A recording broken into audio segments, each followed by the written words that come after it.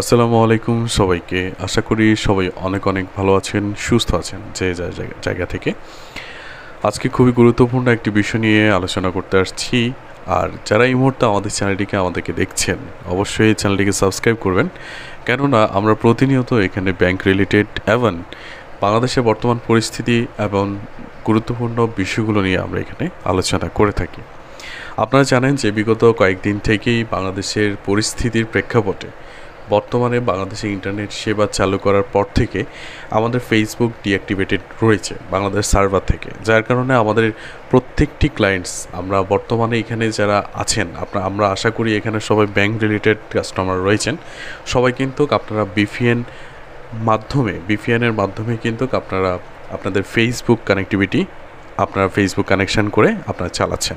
তো আজকে সেই বিষয়টা নিয়ে আজকে আলোচনা করবো। ইভেন হচ্ছে বিপিএন কীভাবে কাজ করে এবং বিপিএনের কারণে আপনার কীভাবে ক্ষতি হতে পারে সেই বিষয়গুলো নিয়ে আলোচনা করতে যাচ্ছি।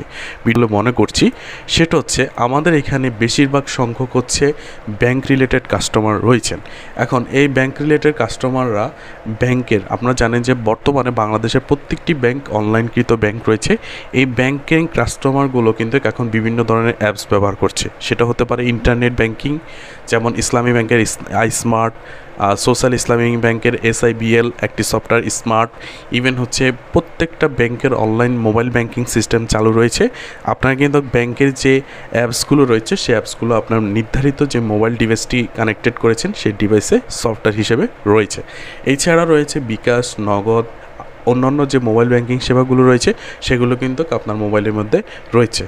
যখন আপনি এই মোবাইল ডিভাইসটিতে যখন ইন্টারনেট ব্যাংকিংগুলো চালু করবেন, সেটা আপনার ইন্টারনেট ব্যাংকিং বাংলাদেশ সার্ভারের সাথে যুক্ত থাকার কারণে আপনি সরাসরি সেখানে প্রবেশ করতে পারছেন এবং সেটি একদম নিরাপদ, কারণ হচ্ছে সরাসরি আপনি প্রবেশ করতে পারছেন। তবে যখন আপনার মোবাইলে আপনি বিপিএন সফটওয়্যারটি নিয়ে বিপিএন কানেকশন করে আপনি সফটওয়্যারটিতে ঢুকতে যাবেন, তখন আপনাকে মনে রাখতে হবে যে আপনি একটি থার্ড পার্টি সফটওয়্যার দিয়ে কিন্তু আপনার ইন্টারনেট ব্যাংকিংয়ে প্রবেশ করছেন। এখন এখানে একটি গুরুত্বপূর্ণ বিষয় লক্ষণীয় যে এই যে আপনি যখন প্রবেশ করছেন এই ইন্টারনেট ব্যাংকিংয়ের মাধ্যমে, তখন কিন্তু আপনার ইন্টারনেট ব্যাংকিংয়ে আপনি কিন্তু ইমেইল অথবা পাসওয়ার্ড দুইটি দিয়ে লগ ইন করে আপনাকে প্রবেশ করতে হচ্ছে। যখন আপনি এই সফটওয়্যারটি চালু করে আপনি ইন্টারনেট ব্যাংকিংয়ে প্রবেশ করবেন, ইমেল ঠিকানা এবং পাসওয়ার্ড দিলে এটা কিন্তু যে বিপিএন সফটওয়্যারটির মালিক রয়েছে তিনি কিন্তু চাইলে ইচ্ছে করলে আপনাদের এই ইমেল এবং পাসওয়ার্ডটি নিয়ে পেলে আপনার অ্যাকাউন্টটি হ্যাক করে টাকাগুলো নিয়ে যেতে পারে।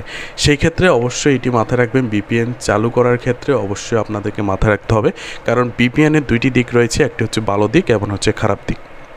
আমি দুইটি দিক নিয়ে আলোচনা করেছি আর দুইটি খারাপ দিক নিয়ে আলোচনা করেছি। ভালো দিকের কথা যদি বলতে হয় সেটা হচ্ছে অন্য ব্যাপার, কারণ এটি বিপিএন সাধারণত দেশের বাইরে বা দেশের ভিতর থেকে যারা অন্যান্য কাজ করে থাকেন তারা সেটি ব্যবহার করেন। তবে খারাপ দিকগুলো আমরা অবশ্যই বলতে হবে, কারণ হচ্ছে আপনারা যদি সচেতন না হলে কিন্তু আপনার যে কোনো কারণে বা যে কোনো বিষয়ে আপনি যদি অজানা থাকেন তাহলে কিন্তু আপনার এই ব্যাংকের যা বিকাশ, নগদ বলেন, এই ব্যাংকগুলোর টাকা কিন্তু আপনাকে হারাতে হবে।